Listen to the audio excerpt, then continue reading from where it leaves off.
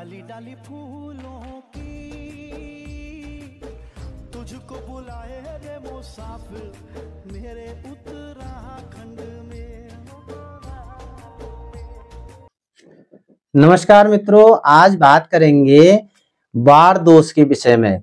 आपने सुना होगा कि इस वार को इस दिशा की यात्रा नहीं करनी चाहिए कि कौन से दिन को, कौन से वार को, रविवार से शनिवार तक बात करेंगे कि किस दिन किस दिशा की यात्रा आपको नहीं करनी चाहिए, किस नक्षत्र में यात्रा नहीं करनी चाहिए।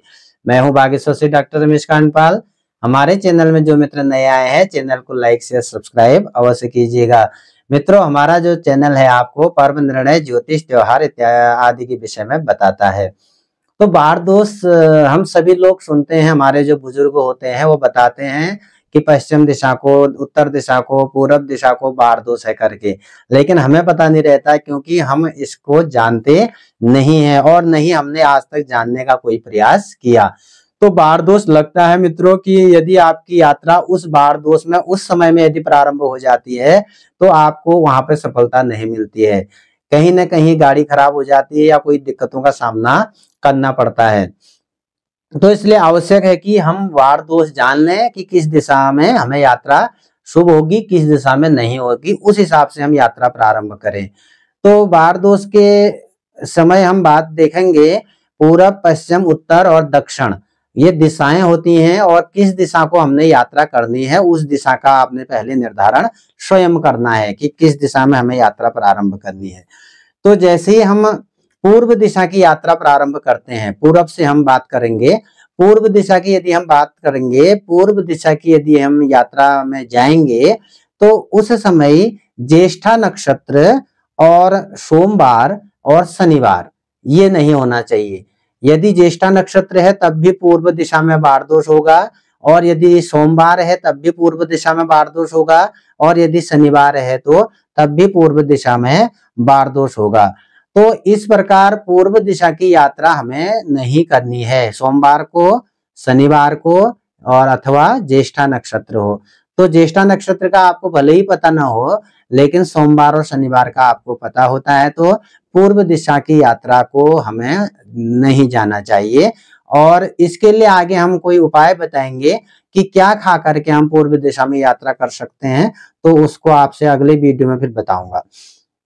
अब अगला जो आता है, यदि हमें दक्षिण दिशा की यात्रा करनी है मित्रों, तो दक्षिण दिशा की यात्रा गुरुवार के दिन नहीं करनी चाहिए, यानी बृहस्पतिवार के दिन दक्षिण दिशा की यात्रा प्रारंभ नहीं करनी चाहिए, अथवा नक्षत्र पूर्वा भाद्रपद हो तब भी दक्षिण दिशा की यात्रा नहीं करनी चाहिए। अब पश्चिम दिशा की बात करते हैं, तो पश्चिम दिशा में यदि हमें जाना है तो शुक्रवार को नहीं जाना है, रविवार को नहीं जाना है, और रोहिणी नक्षत्र जिस दिन होगा उस दिन नहीं जाना है पश्चिम दिशा की यात्रा में। पश्चिम दिशा की यात्रा में शुक्रवार को और रविवार को, और रोहिणी नक्षत्र जब होगा वह वार दोष होगा। उत्तर दिशा की यदि हमें यात्रा प्रारंभ करनी है तो मंगलवार को नहीं जाना है, बुधवार को नहीं जाना है उत्तर दिशा की यात्रा में, और उत्तरा फाल्गुनी नक्षत्र जब होगा तब भी हमें वार दोष लगेगा, उसमें हमें यात्रा नहीं करनी चाहिए। तो यात्राओं का यह जो मैंने आपको बताया कि सोमवार से लेकर के रविवार तक आपकी यात्राओं में वार दोष होता है, तो वार दोषों को देखना चाहिए।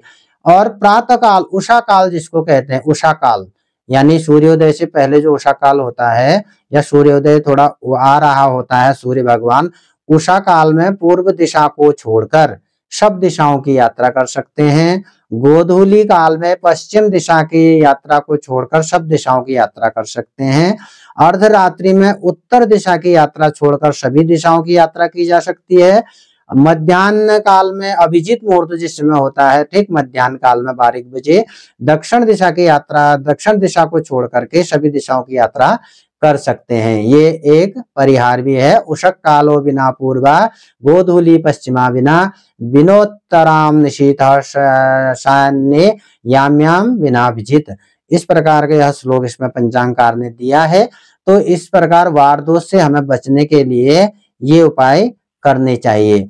और अत्यधिक यदि हमें कहीं जाना होता है, वार दोष पड़ रहा है, तो रात्रि में आप निकल सकते हैं, रात्रि के समय, और सूर्योदय होने से पहले, क्योंकि सूर्योदय हो गया तो बार दोष माना जाएगा, सूर्योदय से पहले बार दोष नहीं माना जाता है।